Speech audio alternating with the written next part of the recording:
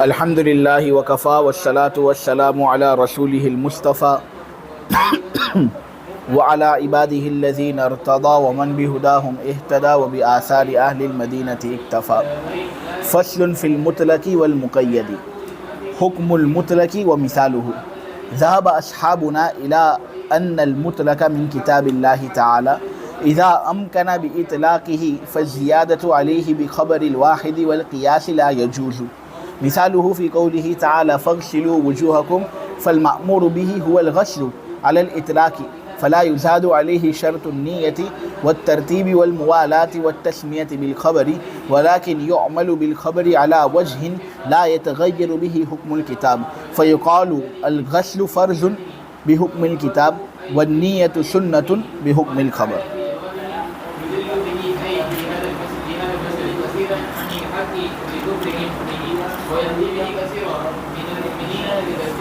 صاحب اصول الشاشی رحمۃ اللہ علیہ خاص اور عام کی بحث سے فراغت کے بعد کتاب اللہ کے مطلق اور مقید کو آپ لوگوں کے سامنے واضح کر رہے ہیں۔ جس طرح خاص اور عام کتاب اللہ کا ہی ایک حصہ تھا، اسی طرح کتاب اللہ کا ایک حصہ مطلق اور مقید ہے۔ پیچھے جو تقسیم گزر چکی، اس سے مطلق اور مقید کو مناسبت اس طرح حاصل ہے کہ خاص جو ما قبل کے اندر گزر چکا اس کی دو قسمیں، ایک مطلق اور ایک مقید۔ دیکھو، لفظ ایک معنی پر اگر دلالت کرتا ہے اور وہ ایک معنی پر اس طرح دلالت کرتا ہے کہ وہ افراد سے قطع نظر ہوتا ہے، افراد کا تصور اس میں ہو تو سکتا ہے، ایسا ہم نہیں کہہ سکتے کہ وہ افراد سے بالکل خالی ہے، نہیں، افراد کا تصور اس کے اندر ہو تو سکتا ہے لیکن افراد مقصود نہیں ہوتے، نہ ان کو مراد لینا مقصود ہوتا ہے، وہ افراد سے قطع نظر چلتا ہے۔ تو جو لفظ اس طرح ہو اس کو ہم کیا کہتے ہیں؟ خاص کہتے ہیں۔ اب یا تو اس خاص کے اندر ذات پر دلالت ہوگی قید کا لحاظ کیے بغیر، یا وہ ذات پر دلالت کرے گا قید کے لحاظ کے ساتھ۔ اگر وہ ذات پر دلالت کرتا ہے قید کے لحاظ کے بغیر تو پھر وہ مطلق ہے، اور اگر وہ ذات پر دلالت کرتا ہے قید کے لحاظ کے ساتھ تو پھر ہم اس کو مقید کہیں گے۔ تو مطلق وہ لفظ ہے جو فقط ذات پر دلالت کرے اور کوئی وصف ملحوظ نہ ہو، جبکہ مقید اس لفظ کو کہتے ہیں جو ذات پر بھی دلالت کرے اور وصف پر بھی دلالت کرے، وصف کا لحاظ اس کے اندر ہوتا ہے۔ تو مطلق وہ لفظ ہے جو فقط ذات پر دلالت کرے اور کوئی وصف ملحوظ نہ ہو، جبکہ مقید اس لفظ کو کہتے ہیں جو فقط ذات پر دلالت نہ کرے بلکہ ذات پر دلالت کرنے کے ساتھ ساتھ وصف بھی ملحوظ ہو، وہ وصف پر بھی دلالت کرے۔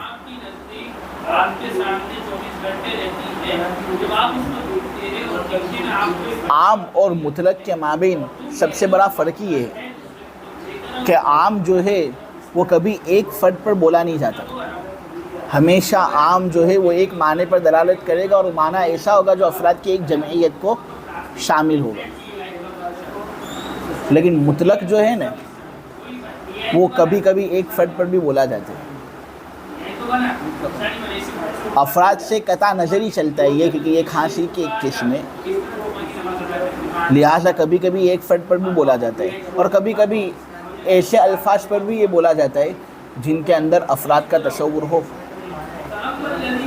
لیکن وہاں پر افراد سے بحث نہیں ہوتی۔ مطلق کا حکم اور اس کی مثال کو یہاں پر صاحب اصول الشاشی بیان کر رہے ہیں۔ چنانچہ حضرت یہ کہتے ہیں کہ احناف کا مذہب یہ ہے کہ کتاب اللہ کے مطلق پر جب اس کے اطلاق کو باقی رکھتے ہوئے عمل کرنا ممکن ہوگا تب ہم کتاب اللہ کے مطلق پر پورا عمل کریں گے۔ قیاس کے ذریعے یا خبر واحد کے ذریعے سے اس پر زیادتی کرنا ہمارے نزدیک بالکل جائز ہے۔ وجہ اس کی ہے کہ دیکھو، کتاب اللہ کا جو مطلق ہے نا، یہ ایک دلیل قطعی ہے اور اس کے اندر قطعیت کا شمول ہے۔ اگر قیاس اور خبر واحد کے ذریعے سے ہم اس پر زیادتی کو جائز قرار دیں تو اس صورت میں خبر واحد اور قیاس جو کہ ظنی ہے ان کے ذریعے دلیل قطعی کو منسوخ کرنا لازم آئے گا. دلیل قطعی کو منسوخ کرنا اس طرح لازم آئے گا کہ دیکھو مطلق جو ہے اس کے اندر وصف نہیں ہوتا اور اس کے اندر زیادتی نہیں ہوتی، وہ فقط ایک ذات پر دلالت کرتا ہے. اب خبر واحد اور قیاس کے ذریعے سے اگر اس کے اندر ایک وصف پیدا کیا جا رہا ہے، اگر خبر واحد یا قیاس کے ذریعے سے اس پر زیادتی کی جا رہی ہے تو کتاب اللہ کا جو مطلق ہے اس کو تو ہم منسوخی کر رہے ہیں. اب ایسی چیز کو ہم اس کی جگہ پر لا رہے ہیں جو وصف کے ساتھ مقید ہو، جو زیادتی کے ساتھ متصف ہو. حالانکہ کتاب اللہ کے اندر تو وہ چیز ذات پر ہی دلالت کر رہی تھی، وصف اس کے اندر تھا نہیں، زیادتی اس کے اندر تھی نہیں. تو جب ہم خبر واحد اور قیاس کے ذریعے سے اس پر زیادتی کریں گے تو کتاب اللہ تو فقط ذات پر دلالت کر رہا تھا، وصف کے لحاظ کے بغیر، زیادتی کے لحاظ کے بغیر، اور یہاں پر زیادتی کو ثابت کیا جا رہا ہے، وصف کو ثابت کیا جا رہا ہے. تو یہ دراصل کتاب اللہ کے مطلق کو منسوخ کرنا لازم آ رہا ہے یا نہیں؟ حالانکہ ناسخ جب منسوخ کو منسوخ کرنا چاہے تو ناسخ کا منسوخ سے قوی ہونا، اعلیٰ ہونا یا کم سے کم برابر ہونا ضروری ہے. ہم یہاں دیکھتے ہیں کہ خبر واحد اور قیاس کتاب اللہ کے مطلق کے اندر قید ڈالنا چاہتے ہیں، کتاب اللہ کے مطلق کے اندر زیادتی ڈالنا چاہتے ہیں، اس کو منسوخ کرنا چاہتے ہیں، لیکن ہے وہ کتاب اللہ کے مطلق سے کمزور کہ کتاب اللہ کا مطلق قطعی ہے. اور یہ خبر واحد اور قیاس جو ہے یہ ظنی ہے. بھلا ظنی کے ذریعے سے قطعی چیز کا نسخ ہو کس طرح سکتا ہے، جبکہ نسخ کے لیے ضروری ہے کہ ناسخ منسوخ سے اعلیٰ ہو، قوی ہو یا کم سے کم برابر ہو. لیکن یہاں پر تو برابر تو بہت دور کی بات، یہ تو کمزور ہو رہا ہے. تو پھر چونکہ خبر واحد اور قیاس کے ذریعے جب کتاب اللہ کے مطلق پر زیادتی ہوگی تو یہ مطلق کو مقید بنانا ہوگا، تو مطلق کو تو نسخ کرنا لازم آ رہا ہے، اور کمزور کے ذریعے سے اعلیٰ کا نسخ جائز نہیں. اس لیے ہم یہی کہیں گے کہ کتاب اللہ کے مطلق کے اطلاق پر جب عمل کرنا ممکن ہوگا نہیں تو ہم اس پر عمل کریں گے کمی زیادتی کے بغیر. خبر واحد اور قیاس کے ذریعے سے اس پر زیادتی کرنا ہمارے نزدیک جائز نہیں. ہاں لیکن اگر خبر واحد اور قیاس پر اس طریقے سے ہم عمل کریں کہ ان پر عمل کرتے ہوئے کتاب اللہ کے مطلق پر کوئی زیادتی ہو نہیں رہی، کوئی قید اس پر آ نہیں رہی، کوئی بندش اس پر آ نہیں رہی، تو اس صورت میں وہ نسخ ہوا نہیں. تو اس طریقے سے پھر ہم خبر واحد قیاس کتاب اللہ کے مطلق سب کو ملا کر عمل کریں گے. اس طرح کہ کتاب اللہ کے مطلق پر کوئی تغیر نہیں آنا چاہیے. یہ تھا ہمارا اصل جو صاحب اصول الشاشی ہمیں یہاں سکھا رہے ہیں. اس کے اندر ایک مسئلہ صاحب اصول الشاشی نے بیان کیا، وہ وضو کا مسئلہ ہے. دیکھو قرآن کے اندر ہے فَاغْسِلُوا وُجُوهَكُمْ وَأَيْدِيَكُمْ إِلَى الْمَرَافِقِ وَامْسَحُوا بِرُؤُوسِكُمْ وَأَرْجُلَكُمْ إِلَى الْكَعْبَيْنِ. قرآن کی اس آیت کے اندر یہ بات بتائی گئی ہے کہ اے لوگو ایمان والو، تم اپنا چہرہ دھو، اپنے ہاتھوں کو کوہنیوں سمیت دھو، سر کا مسح کرو اور پیروں کو ٹخنوں سمیت دو. اس آیت کے اندر وضو بیان کیا گیا ہے. اس کے اندر دو لفظ ہیں جن پر ہم کو خاص طور پر توجہ دینی ہے. پہلا لفظ جس پر ہم کو توجہ دینی ہے وہ ہے غسل کا لفظ. ہم کہتے ہیں مطلق ہے دھونا.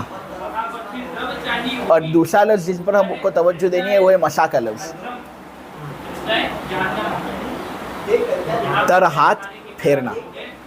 یہ بھی ہم کہتے ہیں مطلق ہے. غسل کا لفظ اور مسح کا لفظ اس آیت کے اندر مطلق کیوں ہے؟ کیونکہ غسل ایسی ذات پر دلالت کر رہا ہے کہ اس کے اندر قید اور وصف کا لحاظ نہیں رکھا گیا، کہ بس کہا گیا کہ اپنا چہرہ دھو، اپنے ہاتھ دھو، اپنے پیر دھو. کوئی قید اس کے ساتھ لگی نہیں ہے کہ بسم اللہ کہہ کر دھو، پے در پے دھو، ترتیب کے اندر رہتے ہوئے دھو، نیت کر کے دھو. کوئی قید نہیں ہے، بس کہا گیا دھو. تو ہم کہیں گے جب کتاب اللہ کے مطلق پر عمل کرنا ممکن ہے تو ہم کمی زیادتی کے بغیر اس پر عمل کریں گے۔ اب اگر کسی خبر واحد کے اندر یہ بات آ رہی ہے کہ نیت کر لو بھائی، خبر واحد کے اندر یہ بات آ رہی ہے کہ ترتیب کے ساتھ وضو کرو، اعضائے ثلاثہ کو جب دھونے کی باری آئے تو پیر در پیر ان کو دھونا، بسم اللہ پڑھ کر ان کو دھونا، تو ہم کہیں گے یہ تو کتاب اللہ کے مطلق کو مقید کرنا ہوا۔ قرآن کے اندر ہے مطلق، نہ تم اس کو مقید بنا رہے ہو، تو مطلق کو تو منسوخ کرنا لازم آیا، اور ادنا کے ذریعے سے اعلیٰ کا نسخ جائز نہیں۔ اس لیے ہم کہیں گے ہم دھوئیں گے، دھونے کے ساتھ ساتھ کوئی دوسرا کام کرنا ہم پر فرض نہیں، حتیٰ کہ نیت کرنا بھی ہم پر فرض نہیں، پے در پہ دھونا بھی ہم پر فرض نہیں، ترتیب کے ساتھ دھونا بھی ہم پر فرض نہیں، اور بسم اللہ پڑھ کر دھونا بھی ہم پر فرض نہیں۔ اسی طرح اس آیت کے اندر ایک لفظ مسا کا لفظ ہے۔ مسا کس کو کہتے ہیں؟ تر ہاتھ پھیرنا۔ یہاں پر بس یہ کہا گیا تر ہاتھ پھیرو، کوئی قید اس میں لگائی نہیں گئی کہ نیت کر کے پھیرو، ترتیب کے ساتھ پھیرو، پے در پہ پھیرو، یا بسم اللہ پڑھ کر پھیرو۔ جب کوئی قید لگائی نہیں گئی تو خبر واحد کے ذریعے سے اب اس پر قید لگانا اس کے مطلق کو تو منسوخ کرنا ہے، اور ادنا یعنی ظنی کے ذریعے سے اعلیٰ یعنی قطعی کا نسخ ممکن نہیں، جائز نہیں۔ اس لیے ہم کتاب اللہ کے اطلاق پر عمل کریں گے، اس پر کمی زیادتی کیے بغیر۔ امام شافعی رحمۃ اللہ علیہ ان کا نظریہ یہ ہے کہ کتاب اللہ کا مطلق جو ہے نا وہ ظنی ہے، وہ اس کو قطعی کہتے ہی نہیں ہے، لہٰذا جب ان کے نزدیک کتاب اللہ کا مطلق ظنی ہے تو اس لیے خبر واحد اور قیاس کے ذریعے سے اس کو مقید کرنا صحیح بھی ہوگا، درست بھی ہوگا، اس لیے کہ یہاں پر ظنی کے ذریعے سے ظنی کا نسخ ہو رہا ہے اور وہ ان کے نزدیک جائز ہے۔ لیکن ہمارے نزدیک تو قطعیت کی بات آ گئی تو پھر امام شافعی کے مذہب پر عمل کرنا کافی مشکل اور دشوار ہے۔ دیکھو ہمارا مذہب تو میں نے آپ لوگوں کے سامنے بیان کر دیا، لیکن ہمارے دوسرے علماء ہیں اہل سنت والجماعت سے تعلق رکھنے والے، ان کے نظریے اس مسئلے میں کچھ الگ ہیں۔ مثلا امام شافعی کا نظریہ کچھ الگ ہے، امام مالک کا نظریہ کچھ الگ ہے، داؤد ظاہری کا نظریہ کچھ الگ ہے۔ امام شافعی رحمۃ اللہ علیہ یہ کہتے ہیں کہ وضو کے اندر نیت کا ہونا فرض ہے، ضروری ہے۔ اگر وضو کے اندر نیت نہیں ہوگی تو وضو ہوگا نہیں۔ دلیل وہ خبر واحد کے ذریعے سے دیتے ہیں، اور وہ دلیل ہے جس کو امام بخاری نے اپنی کتاب کے شروع کے اندر بیان کیا، جس کو خطیب تبریزی نے اپنی مشکات کی شروع کے اندر بیان کیا، جس کو بغوی نے اپنی مصابی کے شروع کے اندر بیان کیا۔ اکثر محدثین اسی حدیث کو شروع کے اندر بیان کرتے ہیں، انما الاعمال بالنیات وانما لكل امرئ ما نوى فمن كان هجرته الى الله ورسوله فهجرته الى الله ورسوله ومن كان هجرته لدنيا يصيبها او امرأة ينكحها فهجرته الى ما هاجر اليه۔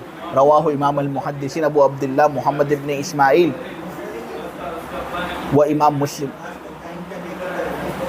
اس حدیث کے اندر یہ بات بتائی گئی ہے کہ اعمال کی صحت کا دار و مدار نیت پر ہے۔ کوئی بھی عمل تم کرو اور تم چاہتے ہو کہ وہ صحیح ہو تو اس کے لیے نیت کا ہونا ضروری ہے۔ امام شافعی یہ کہتے ہیں کہ بھائی وضو بھی ایک عمل ہے یا نہیں ہے، تو وہ اعمال میں داخل ہے۔ جب وہ اعمال میں داخل ہے تو اس کی صحت کا دار و مدار نیت پر ہے۔ نیت ہوگی تو وہ عمل وضو صحیح، نیت نہیں تو عمل وضو صحیح نہیں۔ تو اس طرح امام شافعی نے نیت کو ضروری قرار دیا ہے وضو کے اندر۔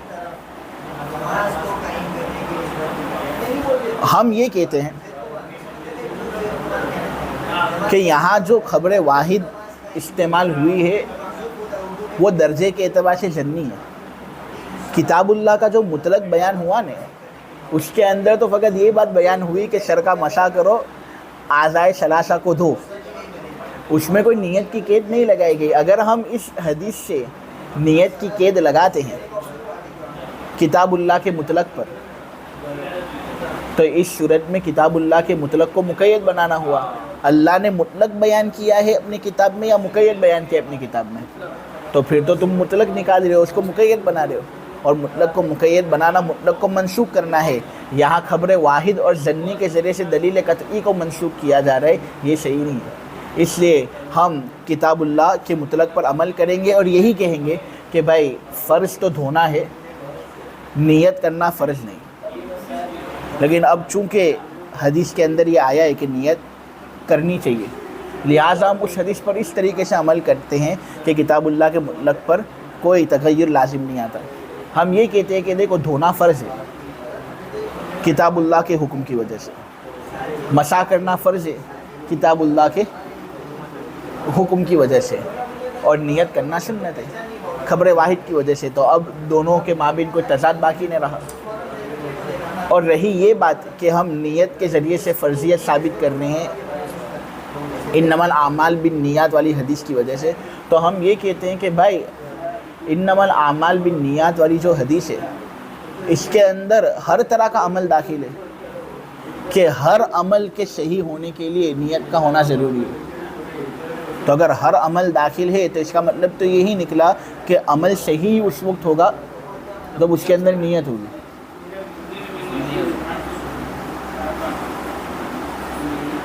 ہم یہ کہتے ہیں کیونکہ آدمی چل رہا ہے، چل کر وہ پھسل گیا، تو کیا اس کا پھسلنا اسی وقت صحیح ہوگا جب نیت ہوگی؟ آدمی چل رہا تھا اور اوپر سے نیچے گر گیا، تو کیا اس کا اوپر سے نیچے گرنا اسی وقت صحیح ہوگا جب نیت ہوگی؟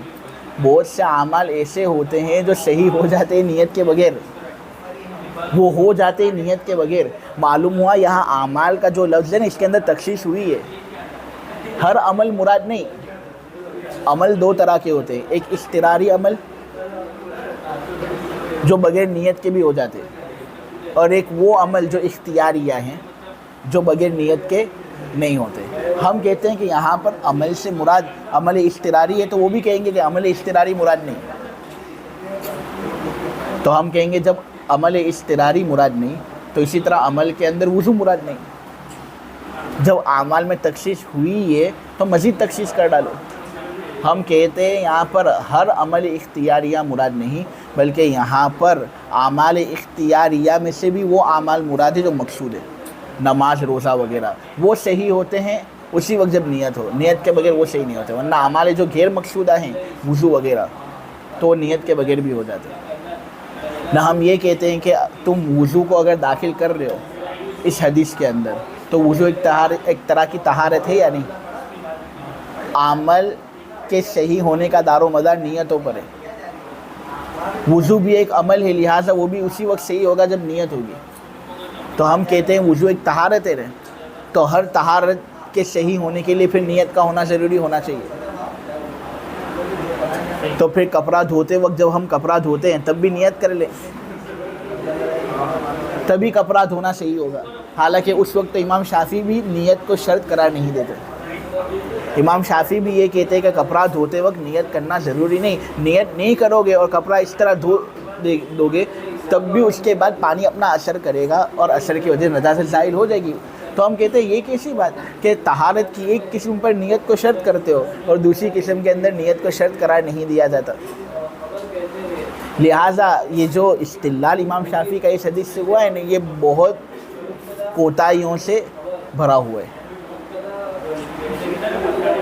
آخری بات یہ کہ یہاں اس حدیث کے اندر صراحتاً یہ بات کہاں سے آئی کہ اعمال کا صحیح ہونا نیتوں پر موقوف ہے؟ یہ بھی تو بات ہم کہہ سکتے ہیں کہ اعمال پر ثواب اس وقت ملے گا جب نیت ہوگی، اور اگر ہم یہ بات مانتے ہیں کہ یہاں پر معنی یہ ہے کہ اعمال پر ثواب اس وقت ملے گا جب نیت ہوگی، تو پھر اس رد میں وضو پر بھی یہ صادق آئے گا، اور وضو کے بارے میں ہم یہ کہیں گے کہ وضو نیت کے بغیر ہو تو جاتا ہے لیکن وضو پر ثواب اس وقت ملے گا جب نیت ہوگی۔ اور یہ جو ہم نے تعویل اختیار کی نا، اور یہ معنی اگر ہم بیان کریں گے تو پھر وہ جو اعتراضات ہم پر ہوتے ہیں نا، جو میں نے امام شافعی کے خلاف کیے، وہ اعتراض بھی کوئی نہیں آتا لازم۔ لہٰذا یہ جو حدیث ہے اس کے ذریعے سے نیت کا ضروری ہونا وضو کے اندر، اس حدیث کو دلیل بنانا، تو ہم کہتے ہیں یہ دلیل بنانا صحیح نہیں۔ امام شافعی رحمۃ اللہ علیہ یہ کہتے ہیں کہ وضو کے اندر ترتیب کا ہونا ضروری ہے، یعنی قرآن کے اندر جو ترتیب بیان ہوئی ہے نا، اس ترتیب سے وضو کرنا ضروری ہے، اگر ہم اس ترتیب سے ہٹیں گے تو ہمارا وضو ہوگا نہیں. یہ امام شافعی کا نظریہ ہے. انہوں نے دراصل ایک خبر واحد سے استدلال کیا ہے. وہ خبر واحد ہے لا يقبل اللہ صلاة امرئ حتى يضع الطهور في مواضعه فيغسل وجهه ثم يديه. اس حدیث کے اندر نبی کریم صلی اللہ علیہ وسلم نے فرمایا کہ اللہ کسی آدمی کی نماز قبول نہیں کرتا یہاں تک کہ وہ وضو کو اس کی جگہ پر رکھے. یعنی وضو کرنا چاہیے تو اس طرح کہ ہر مرحلے کو اس کی جگہ پر رکھو. پہلے چہرہ دھو نہ پھر دونوں ہاتھ دھو. امام شافعی کہتے ہیں دیکھو اس حدیث کے اندر سما کا لفظ آیا ہے کہ پہلے چہرہ دھونا ہے نہ پھر ہاتھ دھونا ہے. معلوم ہوا ترتیب کا لحاظ رکھنا بہت ضروری ہے. ترتیب کا لحاظ رکھیں گے تو وضو ہوگا ورنہ وضو نہیں ہوگا. ہم اس پر یہی کہہ رہے ہیں کہ دیکھو یہ خبر واحد ہے. کتاب اللہ کے اندر جو وضو کا حکم دیا گیا ہے وہ مطلق طریقے سے دیا گیا ہے. اگر ہم خبر واحد پر عمل کریں گے تو کتاب اللہ کے مطلق کو مقید بنانا ہوا تو مطلق تو منسوخ ہو گیا. اور یہاں خبر واحد جو کہ ضمنی ہے وہ ناسخ بن رہا ہے کتاب اللہ کے مطلق کے لیے جو کہ قطعی ہے. حالانکہ اس کا ناسخ بننا صحیح نہیں کیونکہ وہ کمزور ہے. مزید یہ جو روایت بیان ہوئی ہے نا اس روایت کے بارے میں تو ہمارے علماء یہ کہتے ہیں کہ یہ ضعیف روایت ہے. روایت کمزور ہے. لہٰذا جب یہ روایت ضعیف ہے اور کمزور ہے تو پھر تو کتاب اللہ کے مطلق پر اس کے ذریعے سے تخصیص کرنا تو اور بڑا جرم ثابت ہوگا. نیز ابو داود کے اندر ایک روایت ہے کہ نبی کریم صلی اللہ علیہ وسلم ایک مرتبہ وضو کر رہے تھے. وضو کیا وضو مکمل کیا لیکن پھر حضور کو یاد آیا کہ میں نے تو مسح کرنا چھوڑ دیا. مسے کو میں بھول گیا. اب مسے کا نمبر کب آتا ہے؟ ہاتھ کو دھونے کے بعد. مسح کرنا بھول گئے اور حضور نے اپنے پیر دھو لیے. پھر حضور نے کیا کیا معلوم ہے؟ حضور نے اپنا سر کھولا اور مسح کر لیا. اب اگر ترتیب کا لحاظ رکھنا ضروری ہوتا تو نبی کریم صلی اللہ علیہ وسلم شروع ہی سے وضو کا اعادہ کرتے یا نہیں. لیکن یہاں پر تو پیر دھونے کے بعد مسح کر لیا. دلیل ہے اس بات پر کہ ترتیب کا لحاظ رکھنا ضروری نہیں. امام مالک رحمۃ اللہ علیہ وہ یہ کہتے ہیں کہ وضو کے اندر اعضاء وضو کو پے در پے دھونا ضروری ہے, بہت لازم ہے. پے در پے دھونے کا مطلب سمجھتے ہو؟ یعنی ایک عضو کے خشک ہونے سے پہلے دوسرے عضو کو دھو لینا, مسلسل دھونا. یعنی پہلے اپنا چہرہ دھو لیا, پھر فوراً اپنے ہاتھ دھو لیے, پھر فوراً اپنے سر کا مسح کر لیا, پھر فوراً اپنے پیر دھو لیے. یہ ہے پے در پے دھونا, پے در پے وضو کرنا. امام مالک یہ کہتے ہیں کہ پے در پے وضو کرنا ضروری ہے. وہ دراصل دو دلیل سے اپنی بات کو ثابت کرنے کی کوشش کرتے ہیں. پہلی دلیل امام مالک رحمۃ اللہ علیہ یہ دیتے کہ دیکھو نبی کریم صلی اللہ علیہ وسلم نے ایک آدمی کو دیکھا کہ اس نے وضو کیا اور نماز پڑھی. حضور نے دیکھا کہ وہ جب وضو کر رہا تھا نا تو وضو کرتے کرتے پیر کے ایک حصے کے اندر چمک باقی رہ گئی. پیر کے ایک حصے کے اندر چمک باقی رہ گئی, یعنی وہ تر ہوا نہیں, برابر پیر دھوئے نہیں. اب ظاہر سی بات ہے پیر برابر دھوں گے نہیں تو وضو ہوگا ہی نہیں. اب اس آدمی نے اسی وضو سے نماز بھی پڑھ لی. تو نبی کریم صلی اللہ علیہ وسلم نے کہا کہ بھائی جان نماز کہاں سے صحیح ہوئی؟ جب وضو ہی تمہارا ہوا نہیں برابر تو نماز کہاں سے صحیح ہوئی؟ تو نبی کریم صلی اللہ علیہ وسلم نے اسے کہا کہ دوبارہ نماز پڑھو اور دوبارہ وضو کرو. اللہ کے نبی صلی اللہ علیہ وسلم یہاں اس کو حکم دے رہے ہیں دوبارہ وضو کرنے کا کہ شروع سے وضو کرو. حالانکہ اگر ایک جگہ خشک رہ گئی وضو کے اندر, ہم کیا کہیں گے کہ بھئی اس خشک جگہ کو تر کر لو. اس خشک جگہ کو اگر تم تر کر لو گے تو تمہارا وضو ہو جائے گا. لیکن چونکہ اس کے اندر پے در پہ وضو کرنا فوت ہو رہا ہے, کیونکہ وضو تو پہلے کر لیا تھا اس نے, چمک باقی رہ گئی تھی, پھر اس نے نماز بھی پڑھ لی. اب اگر ہم اس کو یہ کہیں گے کہ اس چمک کو دور کر لے یہاں پانی بہا کر, تو پے در پہ وضو کرنا چھوٹ جا رہا ہے نا. تو اس سے حضور نے اس سے کہا کہ پورا وضو مکمل کرو شروع سے. امام مالک اس حدیث سے استدلال کرتے ہیں کہ اس سے بات معلوم ہوئی کہ پے در پہ وضو کرنا ضروری ہے. ہم یہ کہتے ہیں کہ ہے یہ خبر واحد. کتاب اللہ کے مطلق کے اندر پے در پے وضو کرنے کی قید مذکور نہیں ہے۔ اگر ہم یہ قید لگا رہے ہیں تو یہ تو ضمنی دلیل کے ذریعے سے کتاب اللہ کے مطلق کو منسوخ کرنا ہو رہا ہے، اس لیے ہم کتاب اللہ کے مطلق پر عمل کریں گے اور اس خبر واحد کو چھوڑ دیں گے۔ خبر واحد کو ہم چھوڑ دیں گے اور کہیں گے کہ یہ فرضیت کو تو ثابت کر ہی نہیں سکتا، کیونکہ اگر فرض ہوتا تو کتاب اللہ کے مطلق کے اندر اس کو بیان کیا جاتا، لیکن وضو تو مطلق طریقے سے ثابت ہو رہا ہے کتاب اللہ میں۔ حدیث کے بارے میں ایک مستقل جواب ہماری طرف سے یہ ہو سکتا ہے کہ یہاں نبی کریم صلی اللہ علیہ وسلم نے یہ بات کہاں کہی صراحتاً کہ پے در پے وضو کرنا ضروری ہے۔ اب حضور نے اس کو کہا کہ بھئی وضو شروع سے کرو، تو ہو سکتا ہے کہ ایک سبق سکھانے کے لیے حضور نے اس کو کہا ہو کہ اب اگر تو اس خشک جگہ کو دھو بھی لیتا ہے تو تیرے لیے کافی ہے، لیکن یہ کیسا وضو بھائی کہ تیری کوئی جگہ خشک رہ جاتی ہے، آج میں نے دیکھ لیا تو بہت اچھا ہوا کہ میں نے تیری تنبیہ کی، اگر کل میں نہ ہوا تو کیا اسی طرح وضو کر کے نماز پڑھے گا؟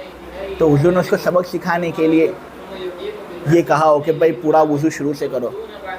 تعلیماً نبی کریم صلی اللہ علیہ وسلم نے اس کو وضو کرنے کے لیے کہا ہو۔ اس کے اندر کوئی وجوب والی بات ہے ہی نہیں کہ جس سے امام مالک نے وجوب کا استدلال کیا۔ بہت تو ہم یہ کہہ سکتے ہیں کہ اس سے یہ بات معلوم ہوتی ہے کہ پے در پہ وضو کرنا سنت ہے، تو ٹھیک ہے بھائی ہم کہہ دیں گے سنت ہے۔ ترتیب والا مسئلہ بھی جو ہے جو امام شافعی نے ثابت کیا، ہم یہی کہیں گے کہ کہہ دیں گے چلو بھائی سنت ہے، حدیث کے اندر آیا ہے نا، اس کو سنت کہہ دیں گے، ہاں لیکن فرض نہیں کہیں گے جس طرح امام مالک اور امام شافعی نے ترتیب اور پے در پہ وضو کرنے کو فرض قرار دیا ہے۔ امام مالک نے پے در پہ وضو کرنے کو فرض قرار دیا ہے، امام شافعی نے ترتیب کو فرض قرار دیا ہے، ورنہ تو کتاب اللہ کے اطلاق پر زیادتی لازم آئے گی جو صحیح نہیں۔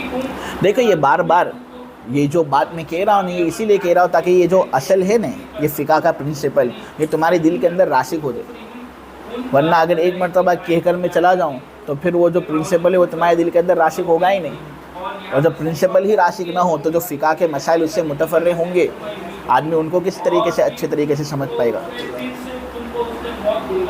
تو جو حدیث امام مالک نے دی اس کا تو جواب انہوں نے دے دیا۔ امام مالک نے یہ بات کہی ہے کہ دیکھو حضور نے ہمیشگی کے ساتھ مواظبات تامہ کے ساتھ پے در پہ وضو کیا ہے، کبھی ایسا کیا نہیں کہ حضور نے پہلے چہرہ دھو لیا ہو، نہ پھر حضور باہر چلے گئے ہوں کسی جگہ، نہ پھر کچھ دیر بعد آ کر اپنے ہاتھ دھوئے ہوں، پیر دھوئے ہوں، حضور نے ہمیشہ پے در پہ وضو ہی کیا ہے۔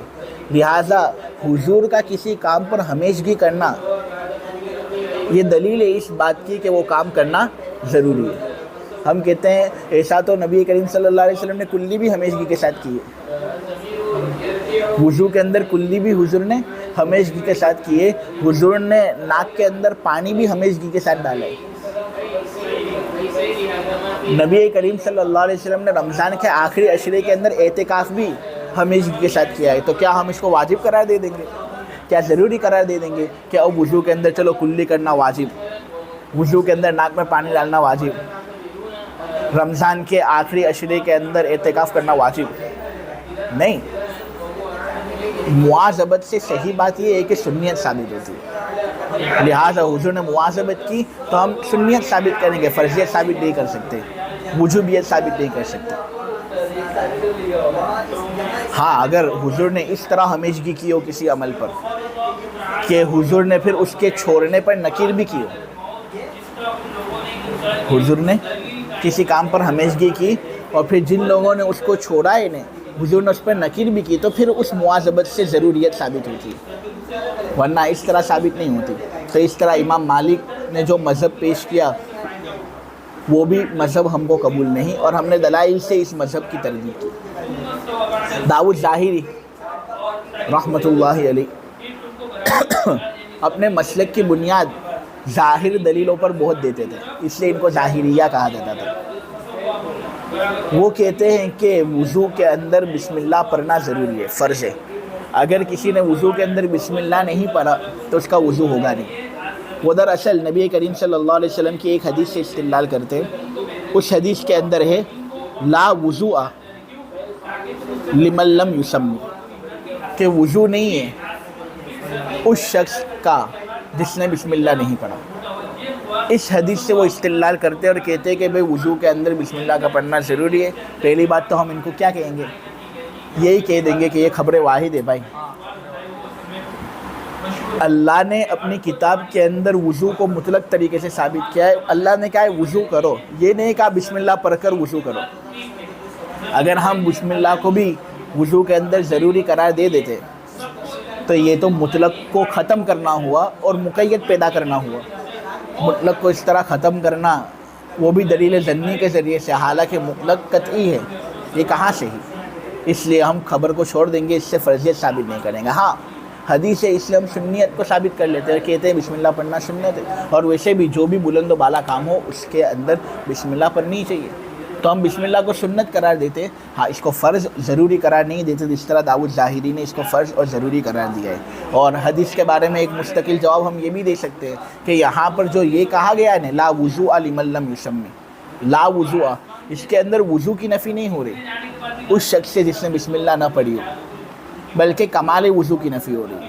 یعنی یہاں پر لا نفی کمال کے لیے ہے، یہاں یہ بات بتانی مقصود ہے کہ اگر بسم اللہ کسی نے نہیں پڑھی نا تو اس کا وضو کامل نہیں ہوتا، لیکن وضو ہو تو جاتا ہے، لیکن اس کے اندر جو کمال ہونا چاہیے نا، سنت کے ذریعے سے کمال آتا ہے، وہ کمال نہیں آتا، لیکن وضو ہو تو جاتا ہے۔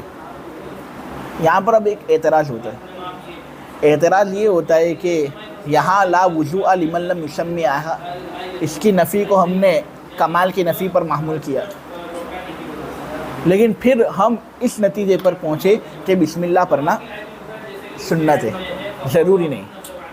لیکن اس سے پہلے ایک مسئلہ آیا تھا سورہ فاتحہ کو نماز کے اندر پڑھنے کے بارے میں، اس کے اندر یہ حدیث اسی طرح کی آئی تھی، لا صلاۃ الا بفاتحۃ الکتاب، اس کے اندر بھی لا کو ہم نے کمال کی نفی پر معمول کیا تھا، لیکن پھر نتیجہ ہم نے اس سے یہ نکالا تھا کہ نماز کے اندر سورہ فاتحہ پڑھنا واجب۔ کیوں ایسا؟ احناف تمہارے اصول سب جگہوں پر یکساں باقی نہیں رہتے، حدیث دونوں طرح کی ایک جیسی لگتی ہے، اور ان دونوں حدیثوں پر تعویل بھی تم نے ایک طرح کی ہے کہ لا جو ہے وہ نفی کمال کے لیے استعمال ہوا ہے، نفی بھی ذات کے لیے استعمال نہیں ہوا، لیکن پھر بھی نماز کے اندر سورہ فاتحہ پڑھنے کو تم واجب قرار دیتے ہو، اور وضو کے اندر بسم اللہ پڑھنے کو سنت قرار دیا جاتا ہے۔ یعنی دیکھو، فَاغْسِلُوا وُجُوهَكُمْ وَأَيْدِيَكُمْ إِلَى الْمَرَافِقِ وَامْسَحُوا بِرُؤُوسِكُمْ وَأَرْجُلَكُمْ إِلَى الْكَعْبَيْنِ، اس کے اندر غسل کا لفظ اور مسح کا لفظ مطلق ہے۔ مطلق ہے تو خاص بھی ہوا نہیں، کیونکہ مطلق خاص کی ایک قسم ہے، معنی معلوم ہے۔ غسل کا کیا معنی ہے؟ پانی بہانا۔ مسح کا کیا معنی ہے؟ تر ہاتھ پہنچانا۔ تو معنی معلوم ہے تو خاص ہوا نہ، پھر کسی قید کا ذکر اس کے اندر ہوا نہیں ہے، فقط ذات پر دلالت ہو رہی ہے، تو مطلق بھی ہوا ہے، تو یہ بھی ایک طرح کا خاص ہے۔ اب اس سے پہلے جو مسئلہ آیا تھا نماز کے اندر قرات کا مسئلہ، فَاقْرَؤُوا مَا تَيَسَّرَ مِنَ الْقُرْآنِ والی آیت کے ذریعے سے ہم یہ کہہ رہے تھے کہ سورہ فاتحہ کی تخصیص کرنا اور یہ کہنا کہ سورہ فاتحہ پڑھنا فرض ہے نماز کے اندر، یہ صحیح نہیں، کہ قرآن کے اندر ہے فَاقْرَؤُوا مَا تَيَسَّرَ مِنَ الْقُرْآنِ، اس کے اندر سورہ فاتحہ کی تخصیص ہوئی نہیں ہے۔ لیکن پھر چونکہ حدیث کے اندر آیا ہے کہ سورہ فاتحہ پڑھنی چاہیے، تو ہم نے یہ حکم لگایا کہ سورہ فاتحہ کو پڑھنا نماز میں فرض نہیں ہے، لیکن سورہ فاتحہ کو پڑھنا نماز کے اندر واجب ضرور ہے۔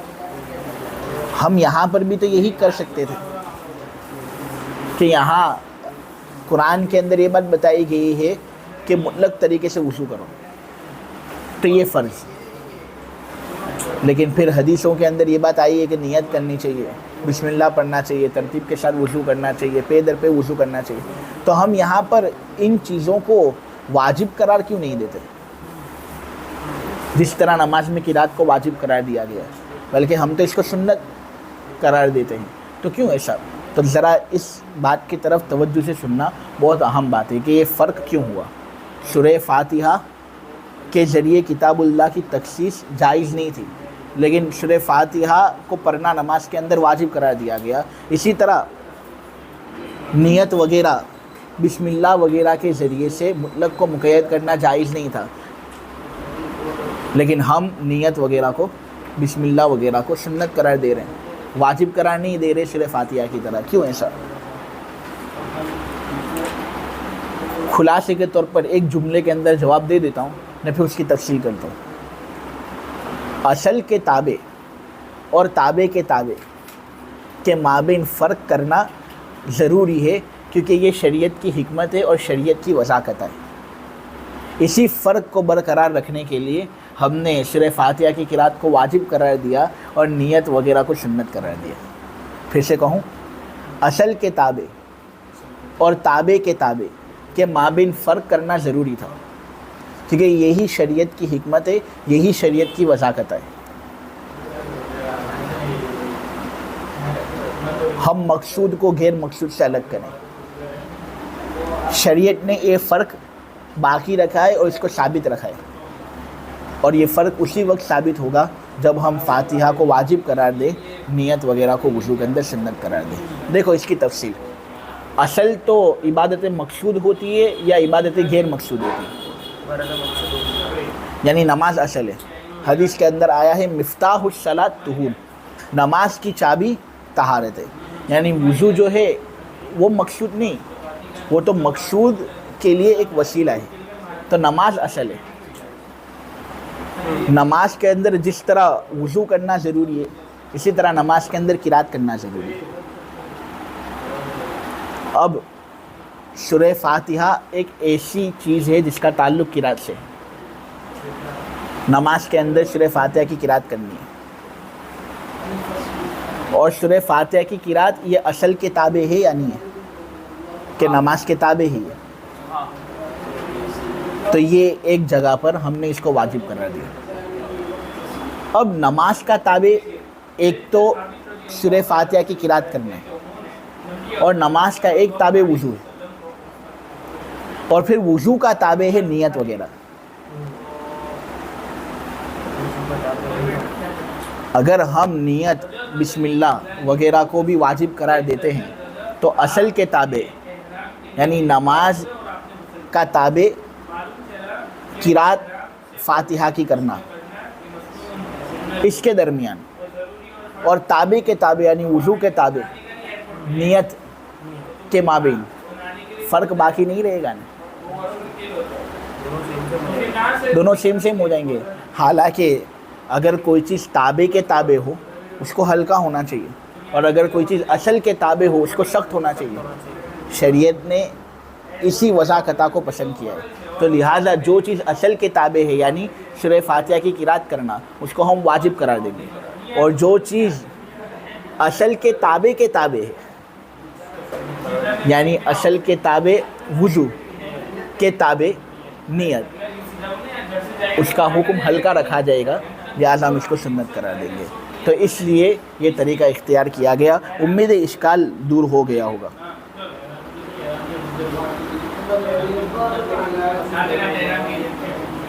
تو بات سمجھ میں آ گئی. اب ذرا اس پیراگراف کا ترجمہ کر لیتا ہوں. مطلق اور مقید کے سلسلے میں یہ فصل ہے، مطلق کا حکم اور اس کی مثال. ہمارے اصحاب یعنی احناف اس بات کی طرف گئے ہیں، یعنی ان کا مذہب یہ ہے کہ کتاب اللہ کے مطلق کے اطلاق پر عمل کرنا جب ممکن ہو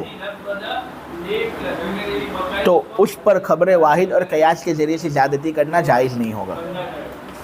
اس کی مثال اللہ تبارک و تعالیٰ کے قول فَاغْسِلُوا وُجُوهَكُمْ کے اندر موجود ہے.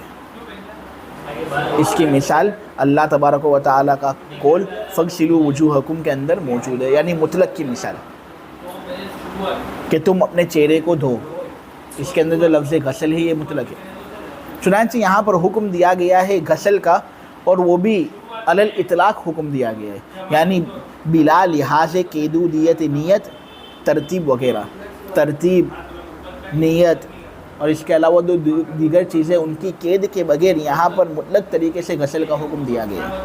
چنانچہ اس پر زیادتی کرنا جائز نہیں ہوگا. نیت کی شرط لگا کر، ترتیب کی شرط لگا کر، پے در پے دھونے کی شرط لگا کر، اور بسم اللہ کی شرط لگا کر، جس کا ثبوت حدیث سے ہوتا ہے.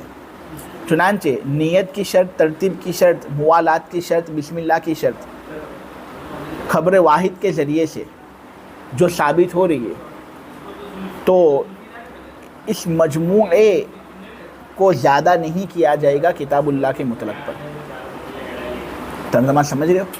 کتاب اللہ کے مطلق پر نیت کی شرط کو خبر کی وجہ سے زیادہ نہیں کیا جائے گا، ترتیب کی شرط کو زیادہ نہیں کیا جائے گا خبر کی وجہ سے، خبر کی وجہ سے پے در پے وضو کرنے کو زیادہ نہیں کیا جائے گا، اور خبر کی وجہ سے بسم اللہ پڑھنے کو کتاب اللہ کے مطلق پر زیادہ نہیں کیا جائے گا، لیکن خبر اور حدیث پر عمل کیا جائے گا ایسے طریقے پر کہ اس کے ذریعے سے کتاب اللہ کا حکم نہ بدلے۔ چنانچہ یہ بات کہی جائے گی کہ غسل فرض ہے کتاب اللہ کے حکم کی وجہ سے، اور نیت سنت ہے حدیث کے حکم کی وجہ سے۔ چنانچہ حدیث پر عمل کیا جائے گا ایسے طریقے سے کہ اس کے ذریعے سے کتاب اللہ کا حکم نہ بدلے۔ چنانچہ کہا جائے گا کہ غسل فرض ہے کتاب اللہ کے حکم کی وجہ سے، اور نیت سنت ہے حدیث کے حکم کی وجہ سے۔ ٹھیک ہے، چلو آگے۔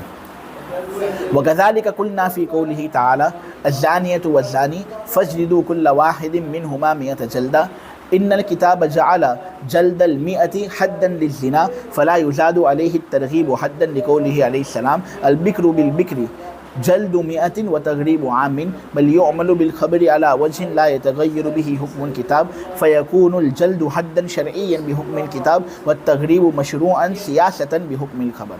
بہت آسان مثال ہے۔ یہاں پر یہ بات بیان کی جا رہی ہے کہ جس طرح پہلے والی آیت کے اندر فَاغْسِلُوا وُجُوهَكُمْ وَأَيْدِيَكُمْ إِلَى الْمَرَافِقِ وَامْسَحُوا بِرُؤُوسِكُمْ وَأَرْجُلَكُمْ إِلَى الْكَعْبَيْنِ والی آیت کے اندر لفظ غسل اور لفظ مسح مطلق تھا، اس مطلق پر زیادتی کرنا خبر واحد کے ذریعے سے جائز نہیں تھا، تو اسی طرح اس آیت کے اندر یعنی الزانیۃ والزانی فجلدوا کل واحد منہما مئۃ جلدہ کے اندر کوڑے لگانے کا حکم مطلق ہے، لہذا خبر واحد کے ذریعے اس پر زیادتی کرنا جائز نہیں ہوگا۔ تفصیل اس کی یہ ہے کہ دیکھو، اگر کوئی غیر شادی شدہ مرد زنا کرے ایسی عورت کے ساتھ جس کی شادی نہیں ہوئی، غیر شادی شدہ مرد اگر زنا کرتا ہے غیر شادی شدہ عورت کے ساتھ، تو چونکہ وہ شادی شدہ نہیں ہے، اس لیے شریعت کے اندر آیت نازل ہوئی ہے کتاب اللہ کی جو یہ بات بتا رہی ہے کہ ان کی سزا یہ ہے کہ تم ان کو 100 کوڑے مارو۔ الزانیۃ والزانی فجلدوا کل واحد منہما مئۃ جلدہ، زنا کرنے والی عورت اور زنا کرنے والے مرد، ان دونوں میں سے ہر ایک کو 100 کوڑے لگاؤ۔ یہاں پر جو الف لام الزانیہ کے اندر ہے، یہاں پر جو الف لام الزانی کے اندر ہے، اس سے مراد ہر طرح کا زانی اور ہر طرح کی زانیہ نہیں، بلکہ اس سے مراد خاص ہے۔ کون مراد ہے اس سے؟ کنوارے مراد ہے، شادی شدہ جو نہ ہوں وہ مراد ہے۔ ان کی سزا یہ ہے کہ ان کو زنا کرنے کی وجہ سے کوڑے لگائے جائیں گے، 100 کوڑے۔ اب یہاں پر یہ جو کوڑوں کی سزا بیان ہوئی ہے، اس کے اندر کوئی قید ساتھ میں بیان نہیں ہوئی کہ اس کے ساتھ اور کوئی سزا ہونی چاہیے۔ یہ مطلق ہے جو ایک ایسی ذات پر دلالت کر رہا ہے جس کے اندر قید کا لحاظ نہیں رکھا گیا، وصف کا لحاظ نہیں رکھا گیا۔ قرآن کے اندر بس یہ ہے کہ 100 کوڑے لگانے، قرآن میں بس یہ ہے۔ لہٰذا اب اگر کسی حدیث کے اندر یہ بات وارد ہے کہ اس کوڑے پر بھی ایک سزا مزید ہوگی، تو ہم اس خبر واحد کے ذریعے کتاب اللہ کے مطلق پر زیادتی کرنے کو ناجائز قرار دیں گے۔ چنانچہ ایک حدیث ہے جس کو امام شافعی نے اپنے مستدل کے اندر پیش کیا ہے، کیونکہ امام شافعی کا مذہب یہ ہے کہ اگر کوئی غیر شادی شدہ مرد اور غیر شادی شدہ عورت آپس میں زنا کریں تو ان کی سزا کوڑے تو ہے، لیکن کوڑے کے ساتھ ساتھ مزید بھی ایک سزا ہے، اور وہ سزا کیا ہے؟ 1 سال کے لیے جلا وطن ہونا، 1 سال کے لیے ان کو شہر بدر کرنا اور شہر سے باہر نکالنا۔ چنانچہ حدیث کے اندر ہے جس کو امام شافعی دلیل کے اندر پیش کرتے ہیں، البکر بالبکر جلد مئۃ وتغریب عام، کہ جب غیر شادی شدہ مرد غیر شادی شدہ عورت کے ساتھ زنا کرے تو اس کی سزا یہ ہے کہ ان کو شو کوڑے لگائے جائیں اور 1 سال کے لیے ان کو جلا وطن کیا جائے۔ اس لیے امام شافعی یہ کہتے ہیں کہ اس حدیث سے تو یہ بات معلوم ہوتی ہے کہ شو کوڑے لگانے کے ساتھ ساتھ 1 سال کے لیے جلا وطن بھی کرنا ہے۔ ہم کہتے ہیں یہ خبر واحد ہے، اور خبر واحد کے ذریعے سے کتاب اللہ کے اطلاق پر زیادتی کی جا رہی ہے۔ قرآن کے اندر تو یہی ہے کہ کوڑے لگاؤ، تغریب و عام کا تذکرہ قرآن میں نہیں۔ جب قرآن میں فقط کوڑے لگانے کا تذکرہ ہے تو ہم کوڑے ہی لگائیں گے۔ اگر ہم تغریب و عام کو بھی لازم قرار دیتے ہیں تو یہ تو اطلاق کو ختم کر کے اس کے اندر تقیید کو پیدا کرنا ہوا، اور اطلاق ختم کرنا جو کہ قطعی ہے وہ بھی ظنی دلیل کے ذریعے سے کہاں سے ہے؟ ظنی دلیل کے ذریعے سے قطعی کو منسوخ نہیں کیا جا سکتا، کیونکہ وہ قطعی سے کمزور ہوتا ہے۔ منسوخ کرنے کے لیے ضروری ہے کہ ناسخ یا تو منسوخ ہونے والے عمل سے برکر ہو یا اس کے برابر ہو، کم ہو تو وہ منسوخ نہیں کر سکتا۔ لہٰذا ہم خبر واحد کو چھوڑ دیں گے۔ لیکن ہم یہاں پر خبر واحد پر مزید غور و فکر کرتے ہیں تو ہمیں یہ نتیجہ ملتا ہے کہ ہم اس پر اس طریقے سے عمل کر سکتے ہیں کہ اس کے ذریعے سے کتاب اللہ کے مطلق کے اندر کوئی تغیر لازم نہ آئے۔ اور وہ کس طرح؟ ہم یہ کہہ دیں گے کہ اگر کوئی غیر شادی شدہ مرد غیر شادی شدہ عورت کے ساتھ زنا کرتا ہے تو ان کی سزا شریعت کی جانب سے تو یہی ہے کہ ان کو 100 کوڑے لگائے جائے، لیکن اگر حاکم مناسب سمجھے اور مصلحت سمجھے کہ ان کو میں 1 سال کے لیے جلا وطن کر دوں تو وہ جلا وطن کر سکتا ہے۔ تو نبی کریم صلی اللہ علیہ وسلم کی جو حدیث ہے نا وہ دراصل سیاستاً محمول ہے، مصلحت پر وہ محمول ہے، اور کتاب اللہ کا مطلق وہی ہے وہ سزا جو شریعت کے اندر غیر شادی شدہ مرد اور غیر شادی شدہ عورت کے لیے تجویز کی گئی ہے۔ ٹھیک ہے، بات سمجھ میں آ گئی؟ ترجمہ کر لیتا ہوں پیراگراف کا۔ اور اسی طرح ہم نے بات کہی ہے اللہ تبارک و تعالیٰ کے قول الزانیۃ الی آخر میں، کہ زنا کرنے والی عورت اور زنا کرنے والے مرد ان میں سے ہر ایک کو کوڑے لگاؤ، 100 کوڑے۔ دیکھو یہاں اس آیت کے اندر زنا کرنے والی عورت کو مقدم کیا اور زنا کرنے والے مرد کو بعد میں ذکر کیا، اور اس سے پہلے آپ لوگوں کے سامنے چوری کا مسئلہ آیا تھا، اس کے اندر آیت آئی تھی السارق والسارقۃ فاقطعوا ایدیہما، کہ چوری کرنے والا مرد اور چوری کرنے والی عورت ان دونوں کے ہاتھ کاٹو۔ اب دیکھو جہاں پر چوری کی سزا بیان کی جا رہی تھی نا وہاں پر مرد کو ذکر کیا عورت سے پہلے، اور زنا کی سزا جہاں پر بیان کی جا رہی ہے وہاں پر عورت کو ذکر کیا مرد سے پہلے۔ اللہ نے اس کے اندر بھی ایک حکمت رکھی ہے، فائدے کے تحت میں آپ لوگوں کے سامنے بات بیان کر رہا ہوں۔ دیکھو چوری کرنے کے لیے ہمت چاہیے، بہادری چاہیے، جرأت چاہیے، اور عورت کے مقابلے میں یہ ہمت، بہادری اور جرأت مرد کے اندر زیادہ ہوتی ہے نا، لہٰذا چوری بھی یہ لوگ زیادہ کریں گے، اس لیے چوری والی آیت کے اندر مرد کو عورت سے پہلے ذکر کیا۔ اور زنا کے اندر شہوت کا کھیل ہوتا ہے، اس کے اندر دیکھا جائے گا کس کی شہوت زیادہ ہے نہ کس کی شہوت کم ہے۔ تو ہم دیکھتے ہیں کہ عورت کے اندر شہوت زیادہ ہے، مرد کے مقابلے میں عورت کے اندر شہوت زیادہ ہے، اس لیے یہاں پر عورت کا تذکرہ پہلے ہوا، مرد کا تذکرہ بعد میں ہوا۔ لیکن شاید اب آپ لوگ یہ سوچ رہے ہوں کہ کہاں ایسا معاملہ، عورت تو حیا والی ہوتی ہے، ان کے اندر شہوت کہاں ہوتی ہے، مرد ہی بہت زیادہ چھچورے ہوتے ہیں، وہی اپنی شہوت پر زیادہ عمل کرتے ہیں۔ تو ہم یہاں پر یہ کہیں گے دیکھو عورت کو ایک مرتبہ جب شہوت آ جاتی ہے نا اس کے بعد پھر اس کو قابو میں لانا بہت مشکل ہوتا ہے۔ اگرچہ وہ شہوت میں آتی ہے بہت دیر سے، اس کو یہ حیا اس کو روکتی ہے شہوت کے اندر آنے سے، لیکن جب اس کی شہوت کا دروازہ کھل جاتا ہے نا تو پھر اس کا واپس کنٹرول میں آنا اور اپنے آپ کو قابو پانا بہت مشکل ہوتا ہے جب تک کہ اس کی شہوت پوری نہیں ہوتی۔ جبکہ مرد شہوت میں آ تو جلدی جاتا ہے کیونکہ اس کے اندر حیا عورت کے مقابلے میں کم ہے، لیکن اگر وہ شہوت کے اندر آ جاتا ہے نا تو واپس قابو پانا اس کے لیے آسان ہوتا ہے۔ مثلا تم لوگ تو ابھی شادی شدہ نہیں ہو، تمہارے سامنے یہ مسئلے بیان کرنا اندھیرے میں تیر مارنے کی طرح ہے، لیکن کوئی آدمی شادی شدہ ہو تو اس سے آدمی یہ پوچھ سکتا ہے کہ اگر وہ اپنی بیوی کے ساتھ کھیل رہا ہے، ہم بستری کر رہے ہیں، وہ شہوت کے اندر آ گیا، وہ بھی شہوت میں آ گیا، بیوی بھی شہوت میں آ گئی، تو اب بیوی جو ہے نا اس کا اپنے آپ پر قابو پانا بہت مشکل ہوتا ہے، وہ مغلوب ہو جاتی ہے شہوت کی وجہ سے، کیونکہ ہے وہ کمزور. جبکہ مرد اگر قابو پانا چاہے تو قابو کر سکتا ہے، اگرچہ اس کے لیے بھی مشکل ہوتا ہے لیکن وہ طاقتور ہوتا ہے نا، ضبط اس کے اندر زیادہ ہے، اس لیے وہ شہوت پر قابو جلدی پا لیتا ہے.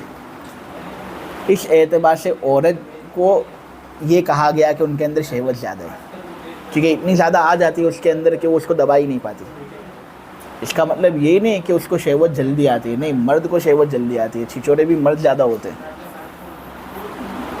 ان کی حیا ان کو شہوت ظاہر کرنے سے روکتی نہیں ہے، کیونکہ ان کی حیا کم ہوتی ہے. عورتوں کی حیا بہت زیادہ ہوتی ہے، ان کی حیا جو ہے نا ان کو شہوت ظاہر کرنے سے روکتے ہیں. لیکن ایک مرتبہ جب وہ دروازہ ٹوٹ جاتا ہے نا اور شہوت ٹپکنے اس سے شروع ہوتی ہے تو پھر وہ اتنی خطرناک طریقے سے باہر نکلتی ہے نا کہ اس پر قابو پانا عورت کے لیے بہت مشکل ہوتا ہے. اس طرح ہم نے کہا کہ عورت کے اندر شہوت زیادہ ہے، اور مرد کا معاملہ ایسا نہیں ہے. مرد جب شہوت ظاہر کرتا ہے تو قابو بھی اس پر پا سکتا ہے، اس کے لیے اتنا مشکل نہیں ہوتا جتنا عورت کے لیے مشکل ہوتا ہے. تو شہوت چونکہ عورت میں زیادہ ہے اور زنا شہوت سے ہی ہوتا ہے، اس لیے عورت کا ذکر پہلے کیا، مرد کا ذکر بعد میں کیا. یہ ایک نقطے کی بات تھی. ترجمے پر واپس آتے ہیں. تو یقیناً کتاب نے زنا کے لیے 100 کوڑوں کو حد متعین کیا، اور مطلق طریقے سے 100 کوڑوں کو حد متعین کیا. کوئی قید نہیں لگائی گئی، کوئی وصف کی زیادتی کتاب اللہ نے خود نہیں کی. چنانچہ اس سزا پر بطور حد جلا وطنی کو زیادہ نہیں کیا جائے گا، نبی کریم صلی اللہ علیہ وسلم کے فرمان عالی کی وجہ سے، کہ غیر شادی شدہ مرد اور غیر شادی شدہ عورت کے زنا کرنے کی سزا 100 کوڑے ہیں اور 1 سال کے لیے جلا وطنی ہے. بلکہ خبر پر عمل کیا جائے گا ایسے طریقے پر کہ اس کے ذریعے سے کتاب اللہ کا حکم نہ بدلے.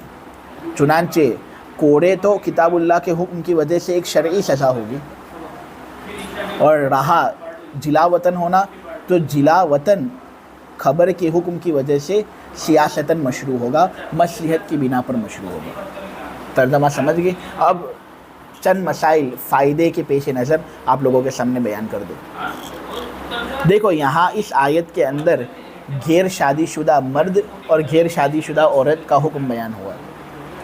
اس سے یہ بات معلوم ہوتی ہے کہ کوڑے اس وقت لگیں گے زنا کرنے پر جب آدمی غیر شادی شدہ ہو، لیکن اگر کوئی آدمی شادی شدہ ہے تو پھر اس کا کیا حکم؟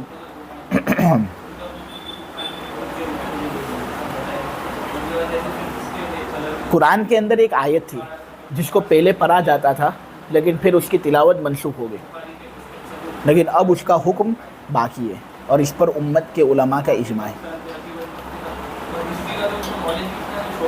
الشیخ والشیخۃ اذا زنیا فرجموہما، کہ جب بوڑھا مرد اور بوڑھی عورت زنا کریں، بوڑھا مرد بوڑھی عورت یعنی شادی شدہ مرد شادی شدہ عورت جب زنا کرے تو ان کو سنسار کرو. تو اس آیت سے یہ بات ہمارے سامنے واضح ہوئی کہ شادی شدہ مرد یا شادی شدہ عورت اگر زنا کرے، وہ محسن ہو، کیا ہو وہ، تو پھر ان کی سزا رجم ہونا ہے، کوڑے ان کی سزا نہیں ہے.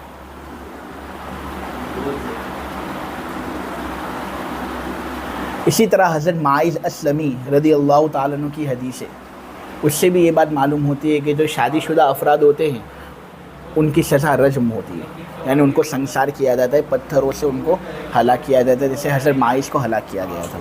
دیکھو، رجم ہونے کے لیے ضروری ہے کہ زنا کرنے والا مرد محسن ہو. صفت احسان کے بغیر ہم اس کو رجم نہیں کر سکتے، محسن ہونا اس کے لیے ضروری ہے. آدمی محسن کب ہوتا ہے؟ تو 7 شرائط جب ایک آدمی کے اندر پائے جائیں نا تو وہ آدمی محسن شمار ہوتا ہے. آپ کو بات سمجھ میں آ رہی؟ وہ 7 شرطیں کیا ہے؟ نمبر 1، آدمی عاقل ہو، عقل مند ہو. نمبر 2، آدمی بالغ ہو. نمبر 3، انسان آزاد ہو. نمبر 4، انسان مسلمان ہو. اور نمبر 5، اس کا اپنی بیوی کے ساتھ نکاح صحیح طور پر ہوا ہو، فاسد طریقے پر نہ ہوا ہو. یہ 5 شرطیں ہیں. مزید 2 شرطیں ہیں، وہ میں آپ لوگوں کے سامنے بیان کر رہا ہوں. لیکن ابھی یہ جو 5 شرطیں آپ کے سامنے آئی، اس سے کیا بات معلوم ہوتی ہے کہ اگر کوئی آدمی دیوانہ ہے تو اگرچہ وہ شادی شدہ ہے اور وہ زنا کر لے، ہم اس کو سنسار نہیں کریں گے. اگر کوئی آدمی بچہ ہے، وہ زنا کر لے، ٹھیک ہے، اگرچہ وہ شادی شدہ ہو، ہم اس کو سنسار نہیں کریں گے.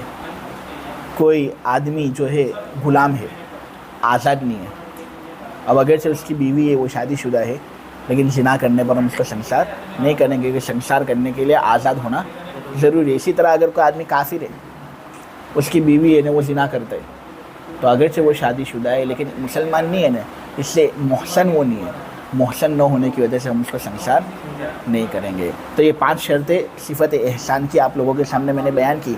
6ٹھی شرط، ایک آدمی کا اپنی بیوی کے ساتھ ازدواجی تعلق بھی نکاح کے بعد ہوا ہو. ازدواجی تعلق یعنی میاں بیوی والا تعلق نکاح کے بعد ہوا ہو. یعنی اگر کسی نے فقط نکاح کر لیا نے، ابھی ازدواجی تعلق دونوں کا مابین قائم ہوا نہیں ہے، اس نے زنا کر لیا، تو اب ہم یہ نہیں کہیں گے کہ شادی شدہ اس سے اس کو رجم کرو. محسن نہیں ہے، کیونکہ شادی کے بعد ازدواجی تعلق کا قائم کرنا ضروری ہے. اور 7ویں شرط کہ ازدواجی تعلق کے وقت دخول سے پہلے، ازدواجی تعلق کے وقت دخول سے پہلے یہ جتنی بھی شرطیں میں نے بیان کی نا، میاں بیوی دونوں کے اندر ہونا ضروری ہے. نہ پھر اس کے بعد دخول ہو تو پھر آدمی محسن بنتا ہے، عورت محسن بنتی ہے. یعنی عورت کے ساتھ نکاح کر لیا، ٹھیک ہے، ازدواجی تعلق اس کے ساتھ قائم ہو رہا ہے، دخول ابھی باقی ہے، تو دخول سے پہلے میاں بیوی دونوں ایسی حالت میں ہوں کہ ابھی احسان کی جتنی شرطیں میں نے آپ لوگوں کے سامنے بیان کی نا، سب کے سب ان کے اندر پائی جائیں. دونوں میں سے ہر ایک عاقل ہوں، دونوں میں سے ہر ایک مسلمان ہو، دونوں میں سے ہر ایک کا نکاح صحیح طریقے سے ہوا ہو، فاسد طریقے سے نہ ہوا ہو. یہ سب شرطیں دونوں کے اندر ہونی چاہیے. اگر ایک کے اندر بھی نہیں ہے، اگرچہ دخول ہو گیا، ازدواجی تعلق قائم ہو گیا، لیکن وہ شرط دونوں میں سے ایک کے اندر بھی نہیں، تو پھر اگر مرد عورت میں سے کوئی بھی اس کے بعد زنا کرے کسی عورت کے ساتھ، کسی مرد کے ساتھ، تو ہم اس زنا پر ان کو رجم نہیں کریں گے، کیونکہ محسن ہونا ضروری ہے، اور محسن کرنے کی یہاں پر 7ویں شرط پائی نہیں گئی. میں آپ لوگوں کو بات سمجھا سکا؟ تو یہ بات ذرا تفصیل کی تھی اس وقت جب ایک شادی شدہ مرد زنا کرے یا شادی شدہ عورت زنا کرے. ہمارا جو مسئلہ تھا وہ تو غیر شادی شدہ مرد اور غیر شادی شدہ عورت کے بارے میں تھا. غیر شادی شدہ مرد اور غیر شادی شدہ عورت یعنی وہ مرد اور عورت جو ابھی محسن نہیں ہے، غیر محسن ہے، ان کی سزا یہ ہے کہ ان کو فقط ہم کوڑے ماریں گے.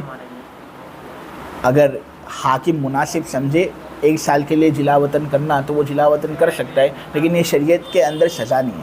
حضرت عمر رضی اللہ تعالیٰ عنہ نے ایک مرتبہ ایک شخص کو زنا کرنے پر جلا وطن کر دیا تھا، لیکن پھر ہوا یہ تھا کہ وہ آدمی جب جلا وطن ہو گیا تھا تو وہ پھر روم کے پاس چلا گیا تھا، ہرقل کے پاس، اور وہاں نصرانی بن گیا تھا. اس کے بعد حضرت عمر نے اپنا سر پکڑ لیا اور کہا کہ اس کے بعد آئندہ میں کبھی بھی کسی کو جلا وطن کروں گا نہیں. اگر یہ اللہ تبارک و تعالی کی طرف سے سزا ہوتی تو عمر کو کیا حق ملتا تھا، کیا اختیار ملتا تھا کہ وہ یہ کہہ رہے کہ میں جلا وطن نہیں کروں گا کسی کو؟ یہ تو اللہ کی مقرر کی ہوئی سزا ہے. حضرت عمر جانتے تھے کہ اللہ کی مقرر کی ہوئی سزا یہ نہیں ہے، لہٰذا اگر میں یہ عمل میں نہ لانا چاہوں تو میں اس کو عمل میں نہیں لا سکتا، کوئی حرج نہیں. حضرت عمر کے فعل سے یہ بات ثابت ہوئی نا. اسی طرح یہ جو 1 سال کے لیے جلا وطن کرنے کا جو سلسلہ ہے، ایسا ضروری نہیں کہ کوئی زنا کرے تبھی حاکم یہ سزا دے سکتا ہے. زنا کے علاوہ کوئی دوسرا جرم کوئی آدمی کرے تب بھی یہ سزا آدمی دے سکتا ہے، 1 سال کے لیے اس کو جلا وطن کر دینا. نبی کریم صلی اللہ علیہ وسلم نے ہیت نامی ایک مخنث کو جلا وطن کر دیا تھا. دراصل معاملہ یہ تھا، تفصیل روایتوں کے اندر آتی ہے کہ وہ مخنث تھا، اس کے اندر خواہش تھی نہیں. قرآن کے اندر ہے من غیر اولی الاربا، وہ لوگ جن کو خواہش نہیں ہوتی، عورتوں کا پردہ ان سے کرنا ضروری نہیں، تو اس لیے وہ نبی کریم صلی اللہ علیہ وسلم کے گھر پر بھی آتا تھا، ازواج مطہرات کے ساتھ بیٹھتا تھا، اٹھتا تھا، اس کے اندر خواہش نہیں تھی، حضور بھی اس کو جائز قرار دیتے تھے۔ لیکن پھر ایک مرتبہ حضور نے سن لیا اس کو ایسی بات کرتے ہوئے جس سے یہ بات معلوم ہوتی تھی کہ اس کو تو عورتوں کی پہچان ہے، شہوت تو اس کے اندر بھی ہے، کچھ شہوتی بات کر رہا تھا، تو نبی کریم صلی اللہ علیہ وسلم نے پھر اس کا گھر کے اندر آنا جانا بند کر دیا اور اس کو مدینے سے باہر نکال دیا۔ دیکھو یہاں پر حضور نے ایک مسئلہ کی وجہ سے اس کو جلا وطن کیا یا نہیں، تو یہ جو جلا وطن کرنا ہے یہ زنا کے ساتھ مخصوص نہیں، بلکہ یہ تو کوئی بھی جرم پر کوئی بھی حاکم اپنی طرف سے یہ سزا نافذ کر سکتا ہے۔ زنا کے لیے جو سزا متعین ہے وہ یہ ہے کہ اگر کوئی غیر شادی شدہ مرد غیر شادی شدہ عورت زنا کرے تو ان کو کوڑے لگانے، اس پر اگر ہم زیادتی کریں گے کسی خبر واحد کے ذریعے سے تو یہ مطلق کو منسوخ کرنا ہوگا، مطلق کو منسوخ کرنے کی اجازت شریعت میں نہیں ہے، اس وقت نہیں ہے جب ظنی دلائل کے ذریعے سے اس کو منسوخ کیا جائے۔